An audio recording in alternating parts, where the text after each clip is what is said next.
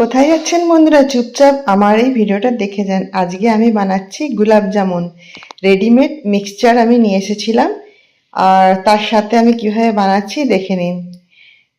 বাজারে তো আমরা গোলাপ জামুন কিনেই খাই, কিন্তু ইচ্ছে হলো কি ঘরে বানাই। তো ইচ্ছেটা পূরণ করার জন্য ঘরে বানানো স্টার্ট করে দিলাম। আর ছিল মেয়ের আবদার এটা। তো এইভাবে আমি বানাচ্ছি দেখুন। দুধ দিয়ে মাখিয়ে নিয়ে হাতে ঘি দিয়ে গোল গোল করে গোলাপ জামুনের আকার তৈরি করে নিয়েছি। এবার আমি ঘিয়ের মধ্যে ভেজে নেব, ঠিক ব্রাউন কালার করে নেব। ভেজে দেখুন আমার কালার চলে এসছে, সুন্দরভাবে ব্রাউন কালার করে নিয়েছি, মিষ্টির কালার চলে এসছে আর কি। এবার আমি দেখুন রস বানিয়ে রেখেছি, রসের মধ্যে চিনির রস বানিয়ে রেখেছিলাম, রসের মধ্যে ডুবিয়ে দিলাম। একদম ইজিভাবে আমার মিষ্টিটা তৈরি হয়ে গেল।